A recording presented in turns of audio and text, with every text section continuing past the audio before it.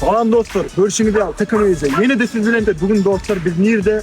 Biz elbette ki Polşa'da değil, biz Slovakya'da. Slovakya Old Town'da. Dostlar bizim müşterimiz Arslan Ağa Slovakya geldi. Slovakya geldi. Slovakya'dan önünden aldık, yerleştirdik Arslan Ağa'nın vizeti, bir yıllık vizeti. Ve Arslan Ağa ne hili geldi, ne hili odaya geldi. Böyle başından geçirenler, rahiplerden Arslan Ağa, hoş geldin. Tamam, tamam. Sıkı bir hata var. Tamam, Allah razı olsun. Yapı geldik, tamam. Alhamdulillah, onun ayarlar nemede Slovakya'da Volkswagen zavodda işleyen. Ve yan bir kep bolli hem işlenmedi. Daha şükür ovu, buradan aydanı tatlı oldu. Nemede gulyali. Allah razı olsun. Allah hemimizden razı olsun Arslan Ağa.